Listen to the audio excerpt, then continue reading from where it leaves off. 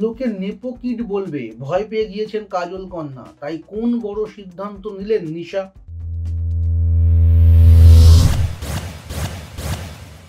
বলিউডে এখনো তার অভিষেক হয়নি।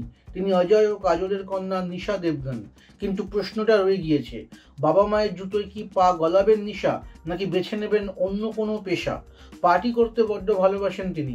বিভিন্ন সময় পার্টি থেকে টলমলো পায়ে বেরোতে দেখা গিয়েছে নিশাকে। কখনো আবার পোশাকের কারণে বিতর্কে জড়িয়েছেন এই তারকা কন্যা। পরিচিতি যেমনই হয়েছে তেমনই এই পরিচিতির কারণে বিড়ম্বনাও পোহাতে হয় নিশাকে। এবার সেই কারণেই কি নিজের কর্মজীবন নিয়ে বড় সিদ্ধান্ত নিলেন তিনি? আগেই সিদ্ধান্ত নিয়েছিলেন নিশা। এবার মা কাজল সম্প্রতি এক সাক্ষাৎকারে বলেন, আমার মেয়ে 22-এ পা দিয়েছে। ইতিমধ্যেই ও সিদ্ধান্ত নিয়ে ফেলেছে যে বলিউডে ও এখনই আসতে চায় না। পরবর্তীকালে মেয়ের কর্মজীবন কি হবে তা নিয়ে অবশ্য কিছু জানাননি অভিনেত্রী। তারকা সন্তানদের প্রায় সর্বক্ষণ থাকতে হয় আতশ কাচের তলায়। চুন থেকে পান খসলেই পড়তে হয় সমালোচনার মুখে।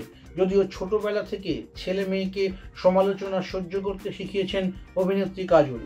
মেয়ের বিরুদ্ধে অকারণে নিন্দামন্দ শুনে একসময় প্রতিবাদও জানিয়েছেন অজয়। তবে কাজল একজন পরিণত মায়ের মতো সন্তানদের সামলেছেন, বুঝিয়েছেন সব কথা গায়ে মাখার দরকার নেই। কাজলের কথায়, আমি ওদের বলি, তুমি মন্দিরে গেলেও লোকে কথা বলবে, ক্লাবে গেলেও কিছু লোকজন নিন্দে করবেই, কারণ তোমরা অভিনেতা পরিবারের সন্তান।